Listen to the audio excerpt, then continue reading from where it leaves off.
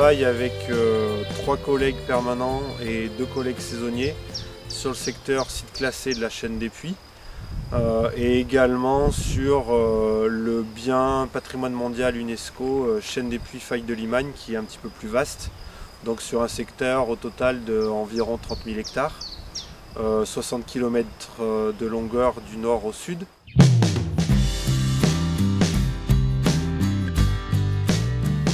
Alors on a un champ d'action qui est assez vaste. La première, c'est la conciliation des usages, et ça passe donc par la surveillance des sites, puisque la chaîne des Puys concentre beaucoup d'activités, qu'elles soient professionnelles ou de loisirs. Donc il faut qu'on soit là pour essayer d'organiser tout ça au mieux sur le terrain.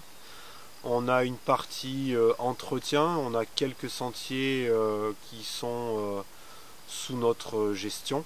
Donc on doit faire quelques aménagements ou du simple entretien. Et puis la dernière chose, c'est la veille écologique. On suit donc l'état de conservation de quelques espèces ou de quelques habitats.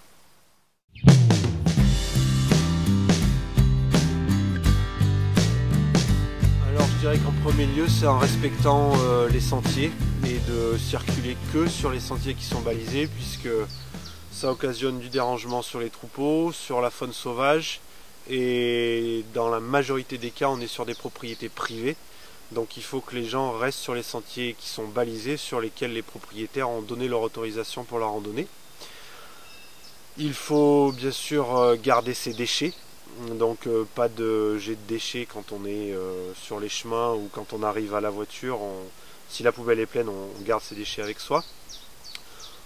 On demande aux gens de ne pas cueillir les fleurs.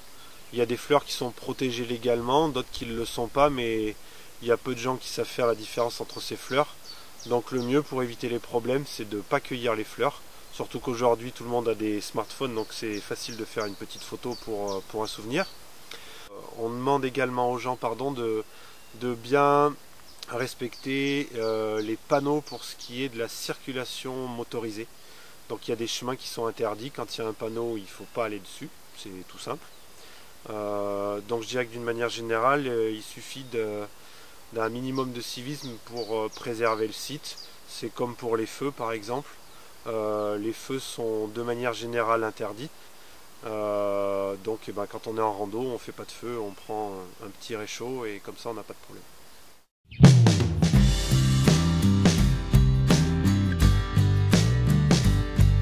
Les intérêts, tout dépend du point de vue dans lequel on se place, parce que si on est un éleveur, ce qu'on recherche le plus, c'est de la ressource fourragère supplémentaire, parce qu'on n'a pas forcément des parcelles de foin, d'herbe auprès de son exploitation, donc on va regrouper des troupeaux en estive pendant l'été.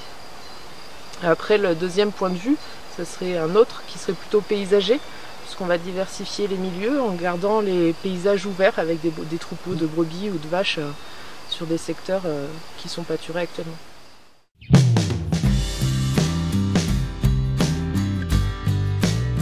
Si vous baladez sur une estive, que vous rencontrez un troupeau sur un chemin, évitez de le séparer en 2 lots.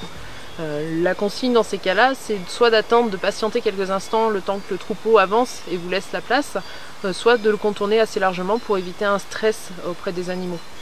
Après, si vous venez vous balader dans la nature et sur des estives, encore une fois, pensez à bien prendre une laisse pour votre chien, même si vous pensez qu'il est gentil, qu'il ne fera pas de mal à une mouche.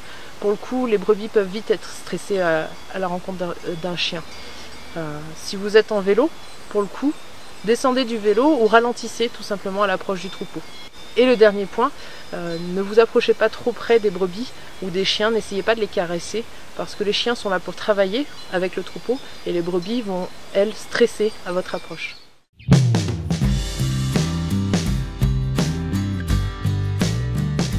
Depuis quelques années, nous avons constaté une augmentation de la fréquentation sur la chaîne des Puys.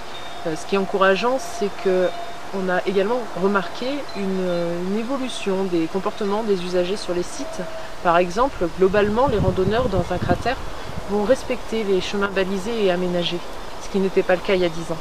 Maintenant, c'est à nous tous de pérenniser ces actions de préservation des sites naturels sensibles.